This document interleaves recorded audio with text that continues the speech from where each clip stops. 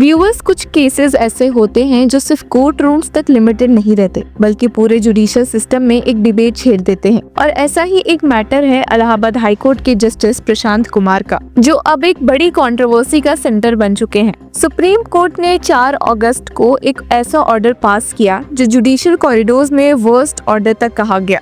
लेकिन कहानी यही खत्म बिल्कुल नहीं होती, क्योंकि अब डेवलपमेंट्स ऐसी हुई है कि सवाल उठ रहे हैं कि क्या सुप्रीम कोर्ट ने ऑर्डर डिलीट करते हुए एक गलती कर दी और इलाहाबाद हाई कोर्ट ने इसके बाद क्या बड़ा कदम उठाया है। चलिए शुरू से सब कुछ समझते हैं। 4 अगस्त 2025 को सुप्रीम कोर्ट के justices JB Pardiwala and R Mahadevan ने एक स्पेशल लीव पिटीशन सुनते हुए इलाहाबाद हाई कोर्ट के 1 मई 2025 के ऑर्डर को सेट असाइड कर दिया था। अब ये केस था शिखर केमिकल्स का, जिसमें हाई कोर्ट के जस्टिस प्रशांत कुमार ने एक पिटीशन डिसमिस कर दी थी जो क्रिमिनल प्रोसीडिंग्स क्वॉश करने की डिमांड कर रही थी। प्रोसीडिंग्स जो एक कमर्शियल ट्रांजैक्शन से जुड़ी हुई थी। अब सुप्रीम कोर्ट ने सिर्फ केस रिमांड नहीं किया, बल्कि जस्टिस कुमार की रीजनिंग पर काफी शार्प क्रिटिसिज्म किया। सुप्रीम कोर्ट ने शॉक एक्सप्रेस किया कि जज ने ये कैसे कंक्लूड कर लिया कि सिविल डिस्प्यूट्स को क्रिमिनल प्रोसिक्यूशन के जरिए परस्यू किया जा सकता है, क्योंकि सिविल सूट्स सालों तक खत्म नहीं होती। अब ये रीजनिंग सुप्रीम कोर्ट को इतनी प्रॉब्लमैटिक लगी कि उन्होंने स्वीपिंग एडमिनिस्ट्रेटिव डायरेक्शंस पास कर दिया।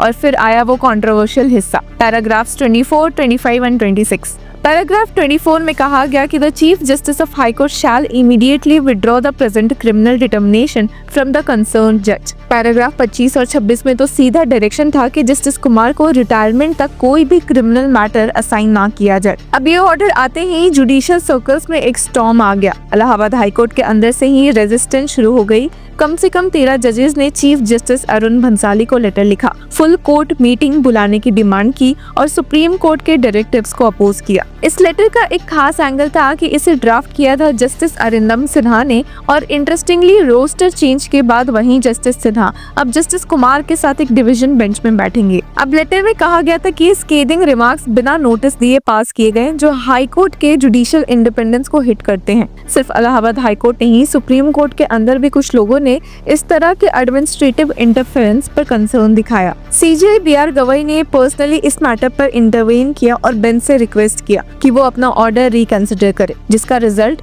8 अगस्त को सुप्रीम कोर्ट ने अपना पहला ऑर्डर मॉडिफाई कर दिया। बेंच ने क्लैरिफाई किया कि उनका intention was not to cause embarrassment और cast aspersions on the concern जज। उन्होंने पैरा 25 और 26 डिलीट कर दिया, मतलब ये क्लियर कर दिया कि जस्टिस कुमार को रिटायरमेंट तक क्रिमिनल मैटर से दूर रखने का डायरेक्शन विड्रॉ किया जा रहा है। कोर्ट ने ये भी रीइटरेट किया कि chief justice of the high court is the master of the roster और supreme court role administrative power में इंटरफेयर करना नहीं है। पर साथ ही सुप्रीम कोर्ट बेंच ने क्लैरिफाई किया कि when matters raise institutional concerns affecting the rule of law, this court may be compelled to step in and take corrective steps. पर व्यूअर्स, यहीं पर एक ट्विस्ट आ गया। पैराग्राफ 24 का क्या? ऑर्डर में कहीं भी ये मेंशन नहीं हुआ कि पैरा 24 डिलीट किया जा रहा है। इसका मतलब पेपर पर अभी भी वो डायरेक्शन एग्जिस्ट करता है जो कहता है कि चीफ जस्टिस को immediately withdraw the present criminal determination justice Kumar से ले लेना चाहिए। अब ये ओमिशन इंटेंशनल था या ओवरसाइट, कोई कंफर्म नहीं कर रहा। पर अब आते हैं लेटेस्ट अपडेट पर, तो इलाहाबाद हाई कोर्ट ने मंडे को अपना रोस्टर चेंज अनाउंस किया। इसके अकॉर्डिंग जस्टिस प्रशांत कुमार अब जस्टिस अरिंदम सिन्हा के साथ एक डिवीजन बेंच का हिस्सा होंगे। ये रोस्टर चेंज अपने आप में एक मैसेज लगता है, क्योंकि याद रखिए जस्टिस सिन्हा वही जज है जिन्होंने सुप्रीम कोर्ट के अगेंस्ट लेटर ऑथर किया था। अब दोनों ही एक बेंच में बैठेंगे और क्रिमिनल रोस्टर के बारे में अब बॉल हाई कोर्ट के कोर्ट रूम्स में है। इनसे ये भी लगता है कि हाई कोर्ट का स्टैंड क्लियर है कि वो अपने एडमिनिस्ट्रेटिव डोमेन में सुप्रीम कोर्ट के ऑर्डर को स्ट्रिक्टली इंटरप्रेट नहीं कर रहे, या शायद पैराग्राफ 24 को अपने हिसाब से अप्लाई कर रहा है। सबसे बड़ा सवाल यही है कि जब सुप्रीम कोर्ट ने पैरा 24 और 26 डिलीट किया, तो क्या पैरा 24 डिलीट ना करना एक मिस्टेक थी? क्योंकि पैराग्राफ 24 का ऑपरेटिव इफेक्ट बहुत बड़ा है।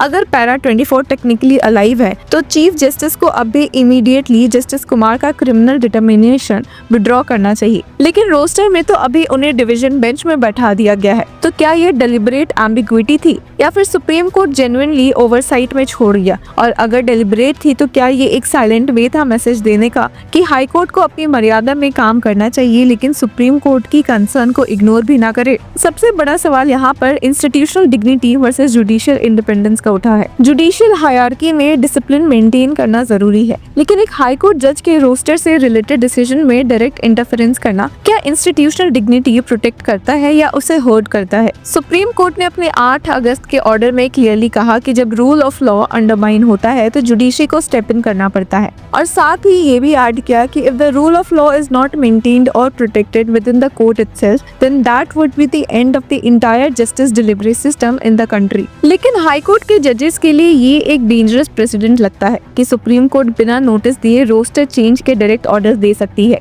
रोस्टर चेंज के बाद सिचुएशन काफी इंटरेस्टिंग है। जस्टिस कुमार अपने नए बेंच में काम शुरू करेंगे और जस्टिस सिन्हा के साथ उनका पेयरिंग सिंबॉलिकली भी स्ट्रॉन्ग है। सुप्रीम कोर्ट ने अपने रिमार्क्स सॉफ्टन कर दिए हैं, लेकिन पैराग्राफ 24 का शैडो अब भी लंबा है। जुडिशियल ऑब्जर्वर्स इस बात को क्लोजली देख रही है। इलाहाबाद हाई कोर्ट के chief justice Arun Bhansali paragraph 24 को कैसे इंटरप्रेट करते हैं? क्या वो उसको इग्नोर करके अपना एडमिनिस्ट्रेटिव डिस्क्रेशन यूज करते हैं या फिर उसको फॉलो करते हुए क्रिमिनल डिटर्मिनेशन वापस ले लेते हैं? एक चीज तो क्लियर है कि ये केस सिर्फ एक कमर्शियल डिस्प्यूट का मैटर बिल्कुल भी नहीं रहा। ये एक लाइव एग्जाम्पल बन गया है कि judicial accountability, independence and hierarchy के बीच बैलेंस कैसे मेंटेन किया जाता है। अब सुप्रीम कोर्ट का 4 अगस्त का ऑर्डर एक शॉक वेव था जिसने एक जज के रोस्टर से लेकर पूरे जुडिशियल सेटअप में एक चेन रिएक्शन क्रिएट कर दिया। 8 अगस्त के पार्शियल रोल बैक ने थोड़ा डैमेज कंट्रोल किया लेकिन एम्बिग्विटी छोड़ दी। इलाहाबाद हाई कोर्ट का लेटेस्ट रोस्टर चेंज एक बोल्ड एडमिनिस्ट्रेटिव मूव है जो शायद सुप्रीम कोर्ट के पैरा 24 के सामने एक साइलेंट डिफाइंस का सिग्नल देता है। अब सबकी नजर इस बात पर है कि ये टग ऑफ वॉर कैसे खत्म होती है। क्या सुप्रीम कोर्ट और हाई कोर्ट के बीच एक म्यूचुअल अंडरस्टैंडिंग बनेगी